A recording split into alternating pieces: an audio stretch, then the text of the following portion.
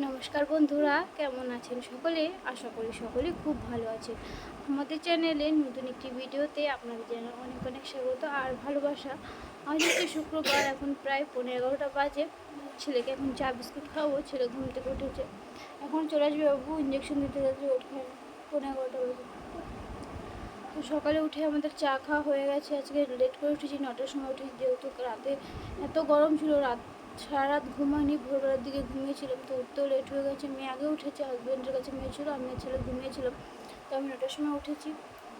আমাদের চা খাওয়া হয়ে গেছে। বাসি কাজ বলতে কিছুই হয়নি, মোটামুটি খালি ঘরটা ঝাড়ু দিয়েছি, যেখানে বিছানাটা উঠিয়ে নিয়েছি। এখন ভাতটা বসিয়ে তারপরে বাকি সমস্ত ঘরটাও মুছে নেব আর কাপড় ধুয়ে নেবো। স্নানটা পরে করবো, আগে রান্নাবান্না কমপ্লিট করব, তারপরে স্নানটা করবো। আজ এখান থেকে ভিডিওটি স্টার্ট করছি। সবাই সঙ্গে থেকো, দেখতে থেকো, আশা করি তোমাদের ভালো লাগে। এদিকে ছেলে ঘুম থেকে উঠে গেছে, ছেলের ব্রাশও করা হয়ে গেছে, আর ছেলেকে এখন চা বিস্কুট খাইয়ে দিচ্ছি, কারণ ছেলেকে এখনই ইঞ্জেকশন দিতে আসবে, সেই জন্য আগে একটু খেয়ে নিতে হবে। তো ছেলেকে চা বিস্কুট খাইয়ে দিচ্ছি। একদম ছেলে খেতে চাইছিল, দেখতেই পারছো কত বাহানা করছে খাওয়া নিয়ে, কিন্তু একটু খেতেই তো হবে, নাহলে এত হাইড্রোজেন ইঞ্জেকশন কী করে দেবে বলো তো। আর তো ছেলের একদম হাড্ডি বেরিয়ে গেছে শরীর থেকে, একদম শরীর দুদিনে একদম রোগা হয়ে গেছে। ছেলে চা খাওয়া কমপ্লিট হয়ে গেছে, আমি এদিকে ইঞ্জেকশনটা রেডি করে নিচ্ছি, ও এসে একদম দিয়ে দেবে। এখানে এসো। এখানে দিকে তারপরে মেয়েকে স্নান, প্রায় 11:30 সময় মেয়েকেও স্নান করে দিয়েছিলাম।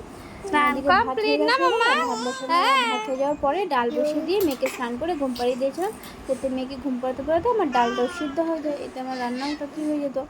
ওদিকে তখন মেয়েও ঘুমিয়ে পড়েছে, ছেলেও ঘুমিয়ে আছে। তো এখন আমি সোজা চলে যাবো রান্নাঘরে। এদিকে ছেলের জ্বর এসেছিলো, সেই জন্য একটু জ্বরের ওষুধটাও খাইয়ে দিচ্ছি। কাল ফিভারটা ছিল না, আজ আবার হালকা দেখছি জ্বর। আজ রাতের থেকেই মোটামুটি জ্বরটা এসেছে। কখনো কখনো জ্বরটা থাকছে, কখনো কখনো থাকছে না। তো ছেলেকে সেই জন্য এখন জ্বরের ওষুধটা খাইয়ে দিচ্ছি। এরপর আর কী করি তুমি দেখতে থাকো, সঙ্গে থাকো।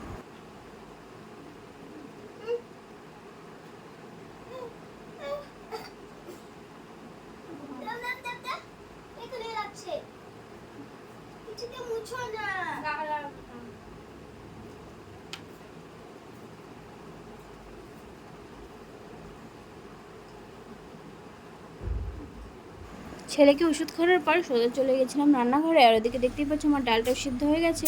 এখন সময় হচ্ছে ডালটা ফোড়ন দেবো। এদিকে আমি একটু পেঁয়াজ দিয়ে ডালটা ফোড়ন দিয়ে নিয়েছিলাম। সবার আগে তেলের মধ্যে পেঁয়াজটা দিয়ে পেঁয়াজটা ভালো করে লাল লাল করে ভেজে নিয়েছিলাম, তারপরে ফোড়ন দিয়ে নিয়েছিলাম।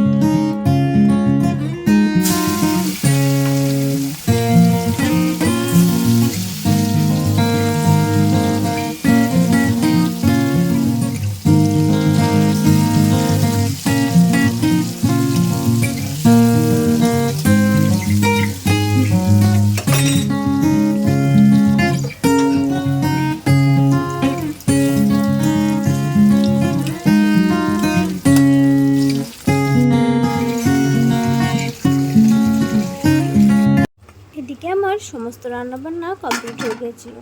মেনুতে ছিল আজকে ভাত, আর তার সাথে করেছিলাম পেঁয়াজ দিয়ে মুসুরের ডাল, তার সাথে ছিল আলু সেদ্ধ, আর যেটা একটু আচারের তেল দিয়ে মেখেছিলাম, আর দিয়েছিলাম কাঁচা পেঁয়াজ আর কাঁচা লঙ্কা। এটা হচ্ছে কালকের ডাল অনেকটা বেশি ছিল, তো সেটাকে শুকনো করে নিয়েছিলাম আর কাঁচা লঙ্কা পেঁয়াজ দিয়ে মেখে নিয়েছিলাম। তার সাথে ছিল পটল ভাজা আর হচ্ছে করলা ভাজা। করলা ভাজাটা চাকচাক করে ভেজেছিলাম, আজ আর কালো যেহেতু কুচি কুচি করে ভেজেছিলাম, তো আজ একটু চাকচাক করে ভেজেছিলাম।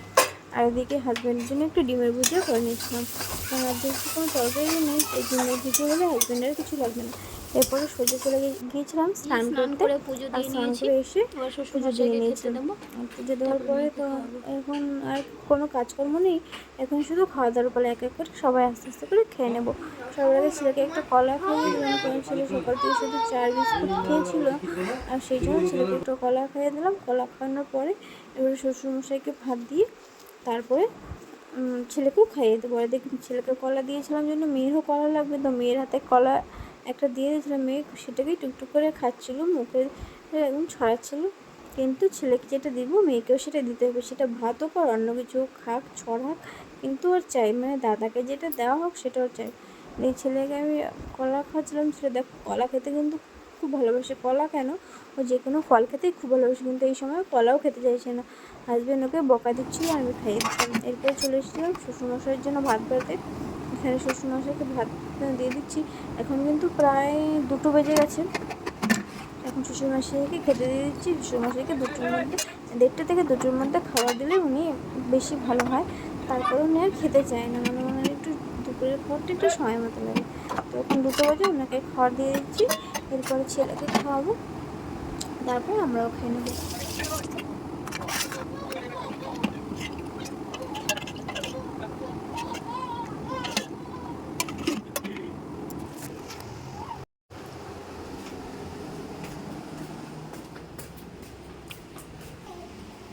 আচ্ছা আচ্ছা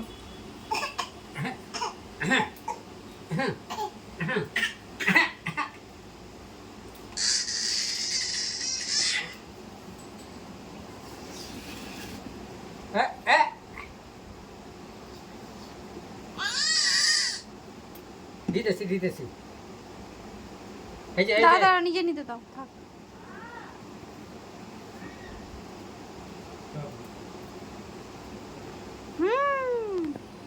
খেতে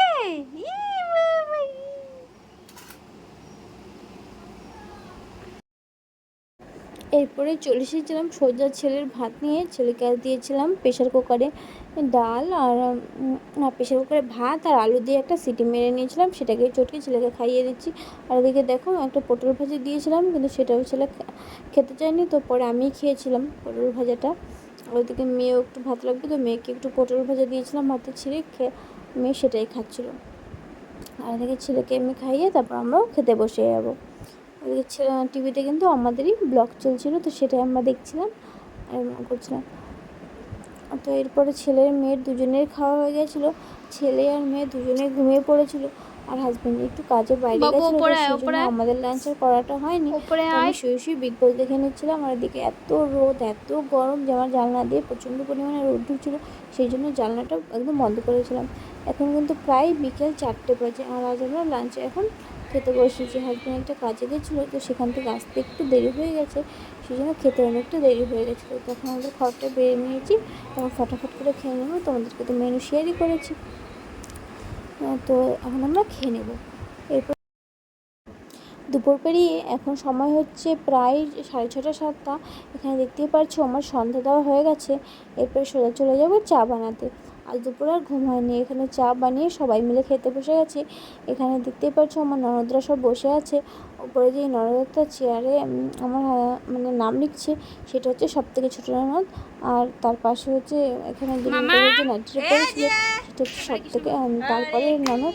আর যে আর একটা ননদ ছিল সেটা হচ্ছে আমার ননদ, ওর বিয়ে হয়ে গেছে, ওর একটা ছোট্ট মেয়ে আছে। এখানে আমার মেয়ে খুব বদমাশি করেছিল, যদি ছেড়ে দিয়েছিল একা একাই খেলা করছিল। এটা হচ্ছে আমার কাকা মেয়ে কুকুরটা, ও একদম ওর পাশে, ও যেহেতু এখানে বসে আছে ওর পাশে যাচ্ছে না। এখানে আমার হাজব্যান্ডও কাজ করছিল, আর আমার ছোটো ননদটাও কাজ করছিল। চেয়ারগুলোর মধ্যে হাজব্যান্ডের টেন্ট হাউসের নামগুলো লিখে দিচ্ছিলো। এখানে সবাই মিলে আমরা বসে আজ খুব আনন্দ করে চা খাচ্ছিলাম। হ্যালো ফ্রেন্ডস, এখন চলে এসেছি একদম ভিডিওর শেষ পর্বে। খাওয়া দাওয়া কমপ্লিট করে নিয়েছি, ছেলেরও খাওয়া হয়ে গেছে, মেয়েরও খাওয়া হয়ে গেছে, আমরাও খাওয়া দাওয়া করে নিয়েছি। আর কাল যেহেতু শনিবার, তাই সমস্ত বাসন মেজে নিয়েছি, গ্যাসটাও মুছে রেখে দিয়েছি। বটি মানে বটি দাও, তারপরে পাটা পিঁড়ি সমস্ত কিছু একদম ধুয়ে নিয়েছি।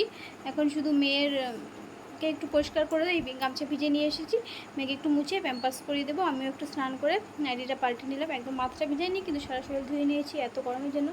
এই ছেলে এখানে শুয়ে আছে, বিছানাটাও ঝাড়া হয়ে গেছে, এখন ঘুমিয়ে পড়বো।